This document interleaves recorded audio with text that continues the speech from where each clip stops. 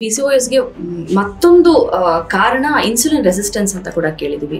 ಅದ್ರ ಬಗ್ಗೆ ಏನು ಹೇಳ್ತೀರಿ? ಆ ಇನ್ಸುಲಿನ್ಗೆ ರೆಸ್ಪಾಂಡ್ ಮಾಡದೇ ಇದ್ದಾಗ ಎಲ್ಲ ಅಲ್ಲೇ ಉಳ್ಕೊಂತಲ್ವಾ, ಆ ಉಳ್ಕೊಂಡಿರೋ ಸೈಡ್ ಎಫೆಕ್ಟ್ ಏನಾಗುತ್ತೆ, ತೂಕ ಜಾಸ್ತಿ ಆಗ್ತಾ ಹೋಗುತ್ತೆ. ವೆಯ್ಟ್ ಕಮ್ಮಿ ಮಾಡಬೇಕು, ವೆಯ್ಟ್ ಕಮ್ಮಿ ಮಾಡಿದ್ರೆ ಇದೆಲ್ಲ ಸರಿ ಮಾಡ್ಕೊಳ್ತಾ ಬಂದ್ರೆ PCOS ಸಮಸ್ಯೆನೂ ಹೋಗುತ್ತೆ, ವೆಯ್ಟು ಕಮ್ಮಿ ನಾರ್ಮಲೈಸ್ ಆಗ್ತೀನಿ ಅನ್ನೋದಾದ್ರೆ ಅದಕ್ಕೆ ನೀವು ಫಿಟ್ನೆಸ್ ರೂಟೀನ್ ಅಥವಾ ಎಕ್ಸಸೈಸ್ ಅನ್ನೋದಾದ್ರೆ ಸಜೆಸ್ಟ್ ಮಾಡ್ತೀರಾ? ಮಾಡೋದಾದ್ರೆ ಯಾವ ರೀತಿಯ ಎಕ್ಸಸೈಸಸ್ ಮಾಡಬೇಕು ಅಂತ? ಎಕ್ಸಸೈಸ್ ಒಂದೇ ಸೊಲ್ಯೂಷನ್ ಅಂತ ಕೇಳಿದ್ರೆ that is your myth. When it comes to mental health ಅದ್ರ ಮೇಲೆ ಹೇಗೆ ಪರಿಣಾಮ ಬೀರುತ್ತೆ ಅಂತ? ಹೌದು, ನಂಗೆ ಈ ಸಮಸ್ಯೆ ಇದೆ, ಇದರಿಂದ ನಾನು ಸರಿ ಮಾಡ್ಕೊಳಕ್ಕೆ ಆಗಲ್ವೇನೋ, ಇದರಿಂದ ಇನ್ನೇನೋ ಆಗುತ್ತೆ ಅಂದರೆ ಆ ಮೈಂಡಿಗೆ ನಾನು ಎಕ್ಸ್ಟ್ರಾ ಪ್ರೆಷರ್ ಕೊಟ್ಟು ಮತ್ತೆ ನನ್ನ ಹಾರ್ಮೋನ್ಸ್ಗೆ ಸ್ಟ್ರೆಸ್ ಕ್ರಿಯೇಟ್ ಮಾಡ್ತಾ ಇದ್ದೀನಿ. ನಾನು ಏನೇ ಒಳ್ಳೆ ಊಟ ತಿಂದು ಚೆನ್ನಾಗಿ ನೀರು ಕುಡಿದು ಎಕ್ಸಸೈಸ್ ಮಾಡಿ ಏನೆಲ್ಲ ಎಫರ್ಟ್ ಹಾಕಿ ಮಾಡಿರ್ತೀನಿ, ಅದು ಯಾವುದೂ ಕೆಲಸ ಮಾಡಲ್ಲ.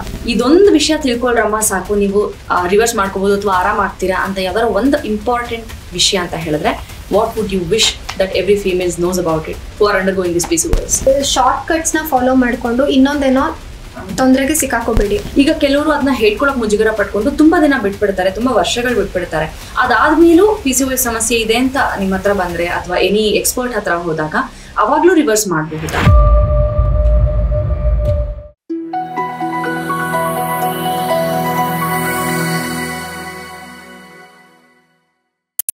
ಬೇಗ ಇದ್ರ ಜೊತೆಗೆ PCOSಗೆ ಮತ್ತೊಂದು ಕಾರಣ ಇನ್ಸುಲಿನ್ ರೆಸಿಸ್ಟೆನ್ಸ್ ಅಂತ ಕೂಡ ಕೇಳಿದೀವಿ. ಅದ್ರ ಬಗ್ಗೆ ಏನ್ ಹೇಳ್ತೀವಿ?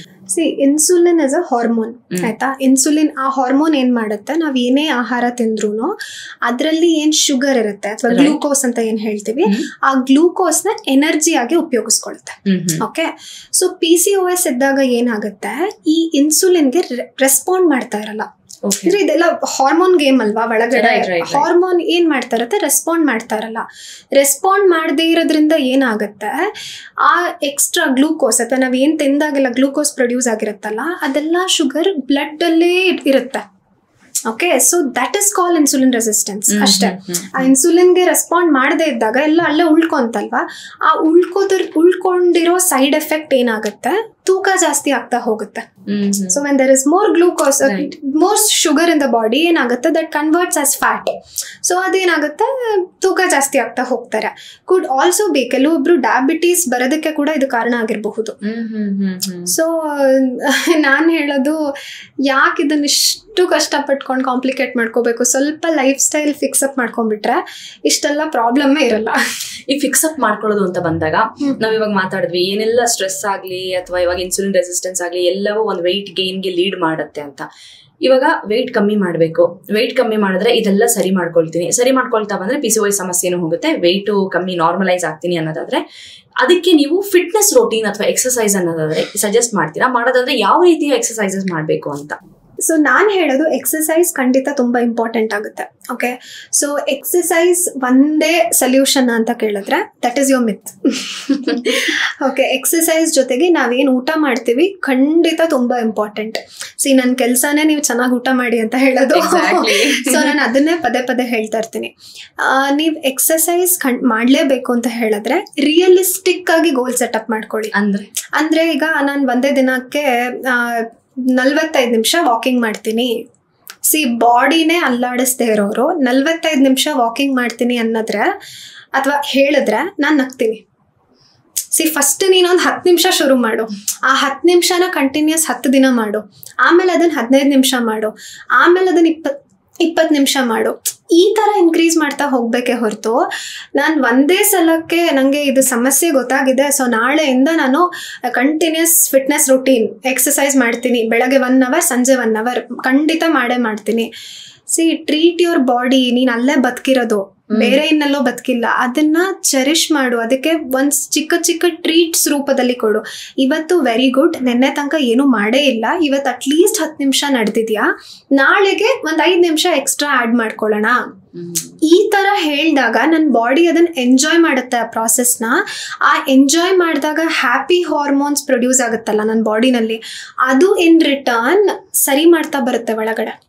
ಓ ಮೈ ಗಾಡ್, ನೀವು ಹೇಳ್ತಾ ಇದ್ರೆ ನಾನು ಇಬ್ರು ಕುತ್ಕೊಂಡು ಮಾತಾಡ್ತಾ ಇರೋ ತರ ಇಮ್ಯಾಜಿನ್ ಮಾಡ್ಕೊಳ್ತಾ ಇದೀನಿ. ಎಷ್ಟು ಮುದ್ದು ಮಾಡಿ ಹೇಳ್ದಂಗಿದೆ. ಹೌದು, ಖಂಡಿತ. ಈಗ ನೀವ್ ನಂಗೆ ಹೇಳ್ತೀರಾ ಮೇಘಾ ನೀನ್ ಹಿಂಗ್ ಮಾಡ್ಬೇಕು ಅಂತ ಗಟ್ಟಿ ಧ್ವನಿನಲ್ಲಿ ಸ್ವಲ್ಪ ಜೋರಾಗಿ ಹೇಳಿದ್ರೆ ನಾನು ನೀವ್ ಎಷ್ಟು ಇದಾಗಿ ಹೇಳಿದ್ರು ಮಾಡಲ್ಲ, ಅಥವಾ ಪ್ರಾಬಬ್ಲಿ ಹೆದರಿಕೆಗೆ ಒಂದ್ ಸ್ವಲ್ಪ ದಿನ ಮಾಡ್ತೀನೇನೋ, ಆಮೇಲೆ ಅದನ್ನ ಬಿಟ್ಬಿಡ್ತೀನಿ. ಯಾಕಂದ್ರೆ ನಾನು ಅದನ್ನ ಯಾವತ್ತೂ ಎಂಜಾಯ್ ಮಾಡ್ಕೊಂಡೇ ಮಾಡ್ಲಿಲ್ಲ, ಭಯದಲ್ಲೇ ಭಯದಲ್ಲಿ ಮಾಡಿದ್ ಯಾವ್ದು ಅದು ಸಸ್ಟೈನಬಲ್ ಅಲ್ವೇ ಅಲ್ಲ ಅಲ್ವಾ. ಸೊ ಅದು ಸಸ್ಟೈನಬಲ್ ಆಗಿ ನನ್ ಮನ್ಸಿಗೆ ಮುಟ್ಬೇಕದು ಅಂತ ಹೇಳಿದ್ರೆ ನಾನು ಅದನ್ನ ಎಂಜಾಯ್ ಮಾಡ್ಬೇಕು. ಆ ತರ ಎಂಜಾಯ್ ಮಾಡ್ಕೊಂಡು ಎಕ್ಸಸೈಸ್ ಮಾಡ್ತಿದ್ದೀರಾ, ಖಂಡಿತ ಮಾಡಿ. ಅದಕ್ಕೆ ಇದೇ ಟೈಪ್ ಆಫ್ ಎಕ್ಸಸೈಸ್ ಅನ್ನೋದಿಲ್ಲ. ಯೋಗ ಮಾಡ್ತೀರಾ, ಖಂಡಿತ ನಿರಾಳವಾಗಿ ಕಾಮ್ ಸ್ಟೇಟ್ ಆಫ್ ಮೈಂಡ್ ಅಲ್ಲಿ ಯೋಗ ಮಾಡಿ. ಯೋಗ ಮಾಡುವಾಗ್ಲೂ ನಾನು ಬೆಳಗ್ಗೆನೆ ಮಾಡ್ಬೇಕಾ, ಸಂಜೆನೆ ಮಾಡ್ಬೇಕಾ, ಮಧ್ಯಾಹ್ನನೇ ಮಾಡ್ಬೇಕಾ, ಅದೆಲ್ಲ ಮಿಸ್ಕನ್ಸೆಪ್ಷನ್ಸ್ ಬಿಟ್ಬಿಡಿ. ನಿಮ್ಮ ಫಿಸಿಷಿಯನ್ ಹತ್ರ ಮಾತಾಡಿ ಕುತ್ಕೊಂಡು, ನಿಮ್ಮ ಯೋಗ ಇನ್ಸ್ಟ್ರಕ್ಟರ್ ಹತ್ರ ಕುತ್ಕೊಂಡು ಡಿಸ್ಕಸ್ ಮಾಡಿ. ಅರ್ಲಿ ಮಾರ್ನಿಂಗ್ ಯೋಗ ಅದರದ್ದು ಅಡ್ವಾಂಟೇಜಸ್ಸೇ ಬೇರೆ, ಸಂಜೆ ಮಾಡೋ ಯೋಗ ಅಡ್ವಾಂಟೇಜಸ್ಸೇ ಬೇರೆ. ಮಧ್ಯಾಹ್ನ ಟೈಮ್ ಮಾಡ್ತೀನಿ ಅಂತ ಹೇಳಿದ್ರೆ ಅದರದ್ದು ಮೀಲ್ ಟೈಮಿಂಗ್ ಒಂದ್ ಸ್ವಲ್ಪ ಗ್ಯಾಪ್ ಇರಬೇಕಾಗುತ್ತೆ. ಇದೆಲ್ಲ ಒಂದಷ್ಟು ಸೂಕ್ಷ್ಮಗಳು ನೋಡ್ಕೋಬೇಕಾಗುತ್ತೆ. ಜಿಮ್ಗೆ ಹೋಗ್ತೀರಾ, ಖಂಡಿತ ಜಿಮ್ಗೆ ಹೋಗಿ. ಸ್ವಲ್ಪ ಸ್ಟ್ರೆಂತ್ ಟ್ರೈನಿಂಗ್ ಮಾಡ್ಲೇಬೇಕು. ವಯಸ್ಸಾಗ್ತಾ ಆಗ್ತಾ ಬಾಡಿನಲ್ಲಿ ಮಸಲ್ ಲಾಸ್ ಕೂಡ ಆಗ್ತಾ ಇರುತ್ತೆ. ಸೊ ಜಿಮ್ಗೆ ಹೋಗ್ತೀರಾ, ಖಂಡಿತ ಹೋಗಿ ಸ್ಟ್ರೆಂತ್ ಟ್ರೈನಿಂಗ್ ಮಾಡಿ. ಅದಕ್ಕೆ ಕೂಡ ಒಂದು ಪರ್ಟಿಕ್ಯುಲರ್ ಟೈಮಿಂಗ್ ಅಂತ ಇರುತ್ತೆ, ನಂಗೆ ಇಷ್ಟ ಬಂದಾಗೆಲ್ಲ ಹೋಗಕ್ಕಾಗಲ್ಲ. ಸೊ ಅದನ್ನ ಡಿಸ್ಕಸ್ ಮಾಡಿ, ಆ ಡಿಸ್ಕಸ್ ಮಾಡಿರೋದು ನಿಮ್ಗೆ ಹೆಲ್ಪ್ ಆಗುತ್ತಾ ಅಂತ ಚೆಕ್ ಮಾಡ್ಕೊಂಡು ಹೋಗಕ್ ಸ್ಟಾರ್ಟ್ ಮಾಡಿ ಜಿಮ್ಮಿಗೆ. ಇಲ್ಲ ನಂಗೆ ಅದು ಯಾವುದು ಈಗ ಸದ್ಯಕ್ಕಾಗಲ್ಲ, ನಾನು ವಾಕಿಂಗ್ ಮಾಡ್ತೀನಿ, ಮನೆ ಹತ್ರ ಪಾರ್ಕ್ ಇದೆ, ಇಲ್ಲ ಮನೆ ಮುಂದೆನೆ ಏನಂತಾರೆ ರೋಡಲ್ಲಿ ವಾಕಿಂಗ್ ಮಾಡ್ತೀನಿ, ಮಾಡಿ. ಥ್ರೆಡ್ಮಿಲ್ ಇದೆಯಾ ಮನೇಲೆ ಮಾಡಿ. Anything is okay. Start slow. ಅದನ್ನ ಸಸ್ಟೈನಬಲ್ ಆಗಿ ಅಡಾಪ್ಟ್ ಮಾಡ್ಕೊಳ್ಳಿ. ಸಸ್ಟೈನಬಲ್ ಅಂತ ಹೇಳಿದ್ರೇನು, ರೆಗ್ಯುಲರ್ ಆಗಿ ಅಭ್ಯಾಸ ಆಗ್ಬೇಕು ನಿಮ್ಗೆ. ಆ ಅಭ್ಯಾಸ ಅಡಾಪ್ಟ್ ಆದ್ಮೇಲೆ ಖಂಡಿತ ಆ ಎಕ್ಸಸೈಸ್ ನಿಮ್ಗೆ ವರ್ಕ್ ಆಗುತ್ತೆ. ಎಕ್ಸಸೈಸ್ ಪಾರ್ಟ್ ಆಯ್ತು, but when it comes to home remedies ಅಥವಾ ನ್ಯಾಚುರಲ್ ಸಪ್ಲಿಮೆಂಟ್ಸ್ ಅಂದ್ರೆ ಅದೇನಾದ್ರು ಟ್ರೈ ಮಾಡಬಹುದು? ಅದು ಯಾವ್ದನ್ನ ಹೇಗೆ ಅಳವಡಿಸ್ಕೊಳ್ಬಹುದು ಟು ಗೆಟ್ ಓವರ್ PCOS? ನಾನು ಆಗ್ಲೇ ಹೇಳ್ದಂಗೆ ಸೀಡ್ ಸೈಕ್ಲಿಂಗ್ ಅಂತ ಒಂದ್ ರೆಮಿಡಿ ಹೇಳ್ದೆ ಆಯ್ತಾ. ಸೀಡ್ ಸೈಕ್ಲಿಂಗ್ ಒಂದ್ ಮಾಡಿದ್ರೆ PCOS ಕರೆಕ್ಷನ್ ಆಗೋಗುತ್ತೆ ನಾನು ಹೇಳಲ್ಲ.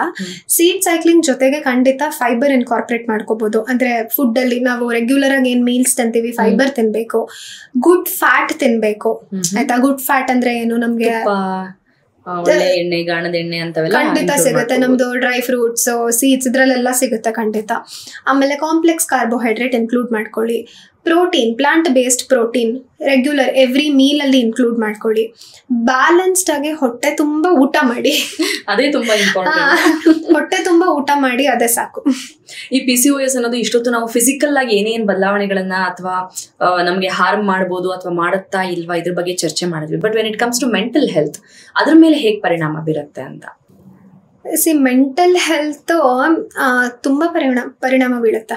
ಓಕೆ, ಯಾಕೆ ತುಂಬಾ ಪರಿಣಾಮ ಬೀಳುತ್ತೆ ಅಂದ್ರೆ ನಮ್ ಹೊರಗಡೆ ಇರೋ ಸೊಸೈಟಿ, ನಿಂಗ್ PCOS ಇದೆ, ನಿಂಗೆ ಈ ತರ ಸಮಸ್ಯೆ ಇದೆ, ಇದಕ್ ಹಿಂಗಾಗುತ್ತೆ, ಇದಕ್ ಹಂಗಾಗುತ್ತೆ ಹೇಳಿ ಹೇಳಿ ಹೇಳಿ ಕುಗ್ಗಿಸ್ಬಿಡ್ತಾರೆ ಚೆನ್ನಾಗೆ. ಸೊ ಆ ಕುಗ್ಸೋದು ಏನಾಗ್ಬಿಡುತ್ತೆ ಅಂದ್ರೆ, ಹೌದು ನಂಗೆ ಈ ಸಮಸ್ಯೆ ಇದೆ, ಇದರಿಂದ ನಾನು ಸರಿ ಮಾಡ್ಕೊಳಕ್ಕೆ ಆಗಲ್ವೇನೋ, ಇದರಿಂದ ಇನ್ನೇನೋ ಆಗುತ್ತೆ ಅಂದ್ರೆ ಆ ಮೈಂಡಿಗೆ ನಾನು ಎಕ್ಸ್ಟ್ರಾ ಪ್ರೆಷರ್ ಕೊಟ್ಟು ಮತ್ತೆ ನನ್ನ ಹಾರ್ಮೋನ್ಸ್ಗೆ ಸ್ಟ್ರೆಸ್ ಕ್ರಿಯೇಟ್ ಮಾಡ್ತಾ ಇದ್ದೀನಿ. ಸೊ ನನ್ನ ಹಾರ್ಮೋನ್ಸ್ಗೆ ಸ್ಟ್ರೆಸ್ ಕ್ರಿಯೇಟ್ ಆಗ್ತಾ ಇದೆ ಅಂದ್ರೆ ನಾನು ಏನೇ ಒಳ್ಳೆ ಊಟ ತಿಂದು ಚೆನ್ನಾಗಿ ನೀರು ಕುಡಿದು ಎಕ್ಸಸೈಸ್ ಮಾಡಿ ಏನೆಲ್ಲ ಎಫರ್ಟ್ ಹಾಕಿ ಮಾಡಿರ್ತೀನಿ ಅದು ಯಾವುದು ಕೆಲಸ ಮಾಡಲ್ಲ. ನನ್ನ ಬಾಡಿನ ಅಥವಾ ನನ್ನ ಬಾಡಿ ಅನ್ನೋದಕ್ಕಿಂತ ನನ್ನ ಮೈಂಡ್ನ ರಿಲ್ಯಾಕ್ಸ್ಡ್ ಸ್ಟೇಟಲ್ಲಿ ಇಟ್ಕೋಬೇಕು. ರಿಲ್ಯಾಕ್ಸ್ಡ್ ಸ್ಟೇಟಲ್ಲಿ ಇಟ್ಕೊಂಡಾಗ ಅಗೇನ್ ನಾನು ಆಗ್ಲೇ ಹೇಳಿದ್ನಲ್ಲ, ಹ್ಯಾಪಿ ಹಾರ್ಮೋನ್ಸ್ ಅದ್ರ ಕೆಲಸ ಮಾಡಿಸುತ್ತೆ. So there is no requirement of okay ನಾನು ಅದಕ್ಕೇನೋ ಇನ್ನೊಂದು ಎಕ್ಸ್ಟ್ರಾ ಮಾಡಬೇಕು ಅನ್ನೋದಿರಲ್ಲ. ಸೊ ಮೈಂಡ್ ದಯವಿಟ್ಟು ರಿಲ್ಯಾಕ್ಸ್ಡ್ ಆಗಿ ಇಟ್ಕೊಳ್ಳಿ. ನೀವು ಏನೇ ರಿವರ್ಸ್ ಮಾಡ್ಕೋಬೇಕಂದ್ರೂ ಮೈಂಡ್ ರಿಲ್ಯಾಕ್ಸೇಷನ್ ತುಂಬಾ ಮುಖ್ಯ. ಒನ್ ಮೋರ್ ಥಿಂಗ್, ಈ PCOS ಸಮಸ್ಯೆ ಇದ್ರೆ ಏನೋ ಒಂದಷ್ಟು ಸಿಂಪ್ಟಮ್ಸ್ ಅಂತ ಹೇಳಿದ್ರಿ, ಅವಾಗ ಅದನ್ನ ಡಿಸ್ಕಸ್ ಮಾಡ್ಬೇಕು, ಸರಿ ಹೋಗುತ್ತೆ ಅಂತ. ಈಗ ಕೆಲವರು ಅದನ್ನ ಹೇಳ್ಕೊಳಕ್ ಮುಜುಗರ ಪಟ್ಕೊಂಡು ತುಂಬಾ ದಿನ ಬಿಟ್ಬಿಡ್ತಾರೆ, ತುಂಬಾ ವರ್ಷಗಳು ಬಿಟ್ಬಿಡ್ತಾರೆ. ಅದಾದ್ಮೇಲೂ PCOS ಸಮಸ್ಯೆ ಇದೆ ಅಂತ ನಿಮ್ಮ ಹತ್ರ ಬಂದ್ರೆ ಅಥವಾ ಎನಿ ಎಕ್ಸ್ಪರ್ಟ್ ಹತ್ರ ಹೋದಾಗ ಅವಾಗ್ಲೂ ರಿವರ್ಸ್ ಮಾಡಬಹುದಾ? ಮಾಡ್ಬೋದು. ಈಗ ನನ್ನ ಹತ್ರ ಹಾಗೆ ಬರೋದು. ಈಗ ಇದನ್ನ ಹೇಳ್ಕೊಳಕ್ಕೆ ಅವ್ರಿಗೆ ಮುಜುಗರ ಆಗುತ್ತೆ, ಕೆಲವೊಂದ್ಸಲ ಹೇಳ್ಕೊಳಕ್ ಗೊತ್ತಾಗಿರಲ್ಲ. ಅದು ಕಾಮನ್. ಇದು ನಮ್ಮ ಮನೇಲೂ ಇದೇ ತರ, ನಮ್ಮ ಅಮ್ಮಂಗಿತ್ತು, ಸೋದರತ್ತೆಗಿತ್ತು, ಆ ಹೋಲಿಕೆ ಮಾಡ್ತಾರಲ್ಲ ಮನೇಲಿ, ಆ ಹೋಲಿಕೆಲ್ಲ ಹಂಗ್ ಕಾಣಿಸ್ಕೋತಿತ್ತು ಅಂತ ಹೇಳಿ ನೆಗ್ಲೆಕ್ಟ್ ಮಾಡ್ಬಿಡ್ತಾರೆ. ಅಥವಾ ಹೇಳ್ಕೊಂಡ್ರು ಮನೇನಲ್ಲಿ ಒಂದೊಂದ್ಸಲ ನೆಗ್ಲೆಕ್ಟ್ ಮಾಡಿರ್ತಾರೆ. ಓಕೆ, ಸೊ ನನ್ನ ಹತ್ರ ಬರ್ತಾರೆ ಆ ತರದವ್ರು. ನಾನು ಏನ್ ಹೇಳೋದಂದ್ರೆ ಅವರಿಗೆ, ನಾನು ರೂಟ್ಗೆ ಹೋಗ್ತೀನಿ. ಅವಾಗ ಎಷ್ಟು ವರ್ಷದಿಂದ ಇದಾಗಿತ್ತು, ಎಷ್ಟಾಗಿದೆ, ಏನೇನಾಗಿದೆ ಅಂತ ತಿಳ್ಕೊಳಕ್ಕೆ ಟ್ರೈ ಮಾಡ್ತೀನಿ. ಸೊ ಅದನ್ನ ತಿಳ್ಕೊಂಡಾಗ ನಮ್ಗೆ ಗೊತ್ತಾಗುತ್ತೆ ಐಡಿಯಲಿ ಎಷ್ಟು ವರ್ಷದಿಂದ ಅವ್ರು ಆ ಸಮಸ್ಯೆಗೆ ತೊಂದರೆ ಅನುಭವಿಸ್ತಿದ್ರು ಅಂತ ಗೊತ್ತಾಗುತ್ತೆ. ಸೊ ಅವಾಗ ಸ್ವಲ್ಪ ಟೈಮ್ ಜಾಸ್ತಿ ತಗೋಬಹುದೇನೋ ಅಷ್ಟೇ, ಖಂಡಿತ ರಿವರ್ಸ್ ಮಾಡ್ಬೋದು. ಅದು ಯಾವ ಸ್ಟೇಜ್ ಅಲ್ಲಿ ಇರುತ್ತೆ ಅದ್ರ ಮೇಲೆ ಹೋಗುತ್ತೆ ಅಷ್ಟೇ.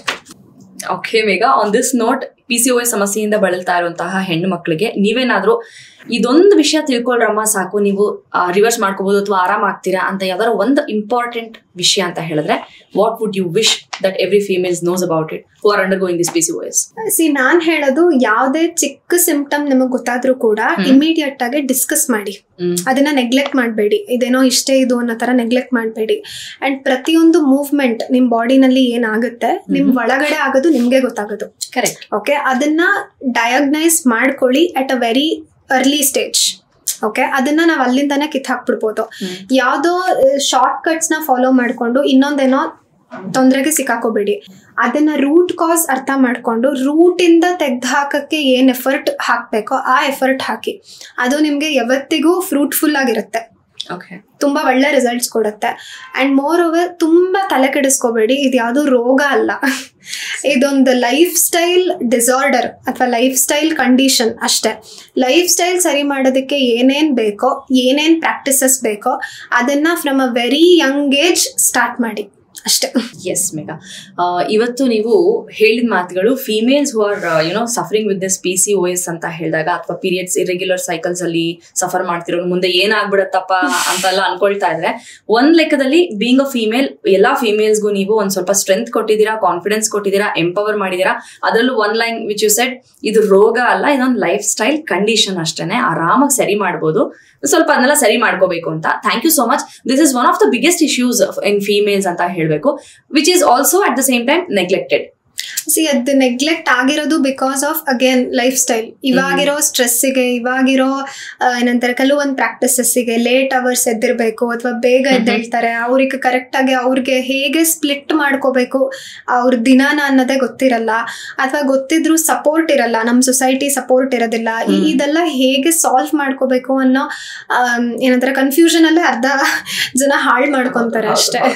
ಸೊ ನೆವರ್ ದ ಲೇಟ್ ಅಂತ ಇವಾಗ ನೀವು ಒಂದಷ್ಟು ಅವೇರ್ನೆಸ್ ನ ಕೊಟ್ಟಿದ್ದೀರಾ, ನಮಗೆ ಒಂದಷ್ಟು ಸೊಲ್ಯೂಷನ್ ಕೊಟ್ಟಿದ್ದೀರಾ ಅಂತ ಹೇಳ್ಬೋದು. Thank you so much on that note Megha. Thank you so much Roopa. ನಮಸ್ತೆ.